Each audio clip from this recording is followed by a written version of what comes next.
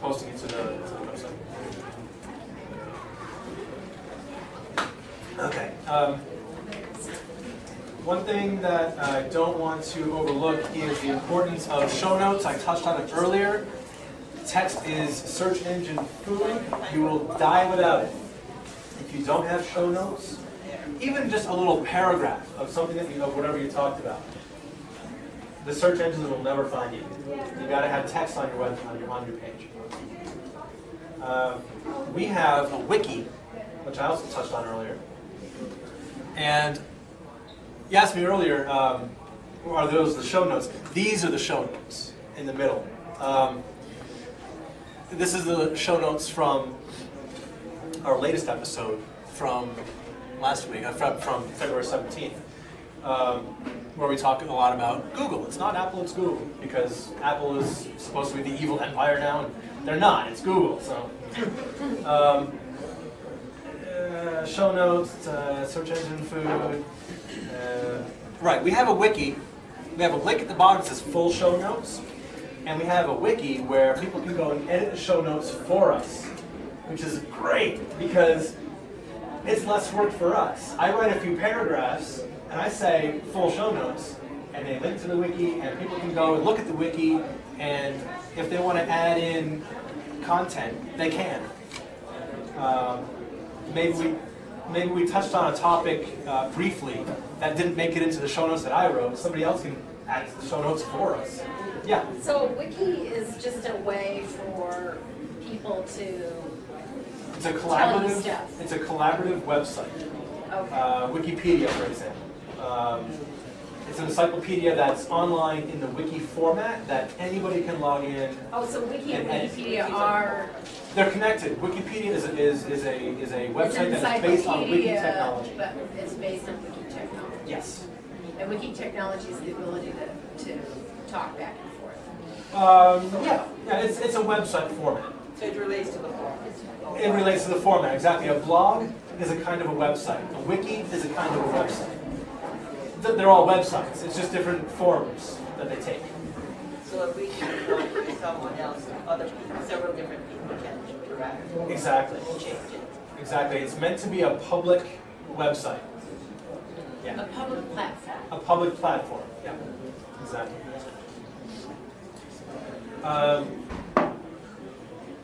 Okay. So next, promotion. The most crucial thing, I think, to promotion, the easiest thing to worry about as well, is iTunes. Like I said, once you get it set up in your blog to push your show to iTunes whenever you post it, it doesn't have to be fiddled with again. You set your podcast's iTunes URL, you set your title, you set your description, that gets all pushed out to iTunes, and then every time you upload and post a new episode, that also gets pushed to iTunes automatically. I can't tell you how many people that I've heard from that say, I found your show on iTunes. It's been a lot. Because people just go and they search on topics that they're interested in, and they find you. They find you a lot more readily than they do searching Google, for example. And I think a big part of the reason is that Google searches the entire internet, and there are trillions and zillions of pages that it indexes that it's got to go through. Whereas iTunes, in the podcast directory, they may only have millions instead of zillions to search through. And if you set your title correctly and you set your keywords and your description well, you'll get found pretty quickly in iTunes. Is there an estimate on how many people are actively podcasting? I'm sure there is, but I have no idea what it would be. Yeah, the estimate. How many people are doing it? I don't know. I really don't. Thousands, tens of thousands, maybe even millions. I don't know. Probably not. Probably not millions. Probably not. Do you know what people search for when they find you? Is it by geek dash? Is that because it's popular? I can't tell by looking at iTunes because they don't give us access to that kind of data that I'm aware of. But I can see the search engine results on my own website, and they search for a wide array of things that are dad-related or geek-related. Very, very seldom does anybody search for geek dads, although it does happen. They tend to search for something that we've talked about, like on one episode recently we talked about Lost, about the TV show Lost, and maybe they'll find us by searching for that because it's in our show notes.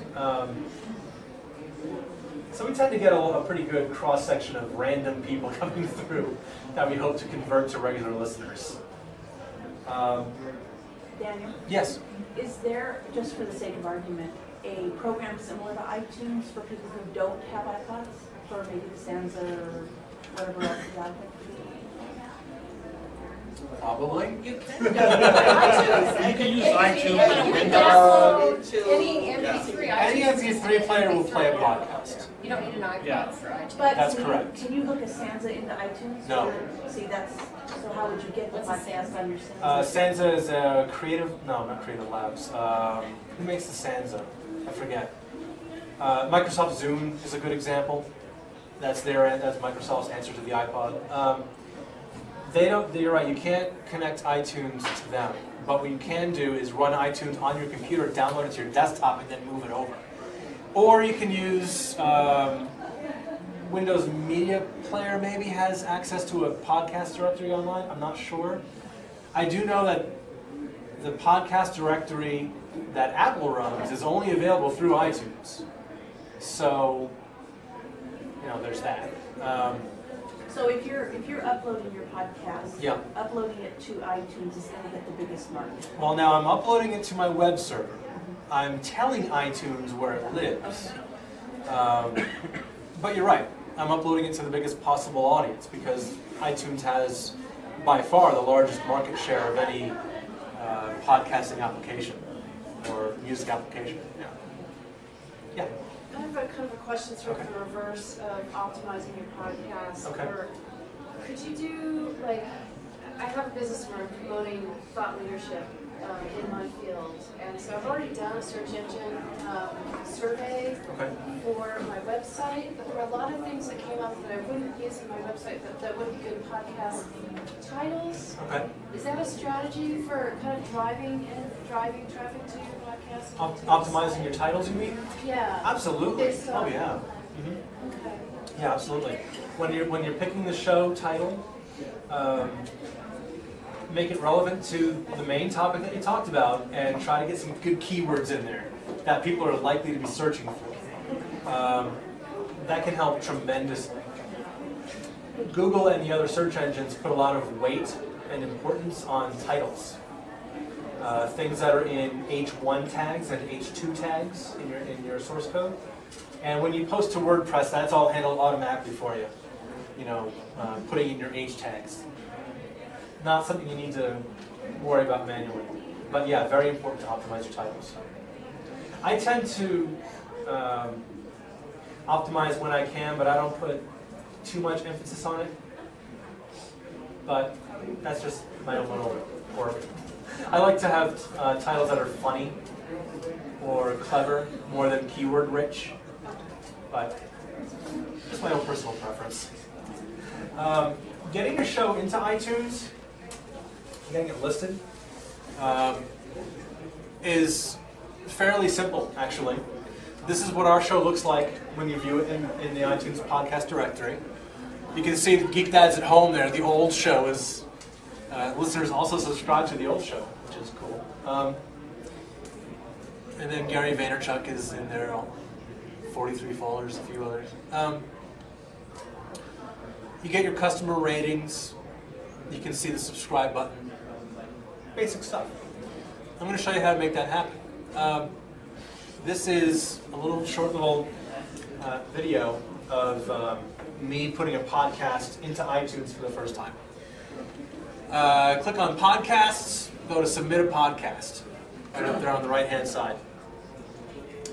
It's going to be a little slow, but there you go. The feed URL, you'll get that from your website. Every website has an RSS feed, or should have an RSS feed. If it's blog-based, you're going to pull that out, you're going to stick it in there. You're going to type in your password, and hopefully get it right,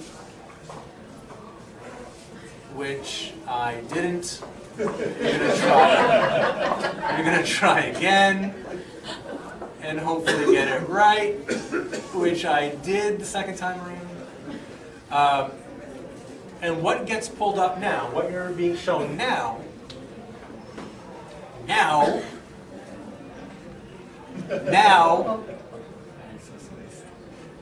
it can be a little slow. That's because of all the millions of people there to get your podcast. It's because I was recording this at the cafe at Hastings on their internet connection.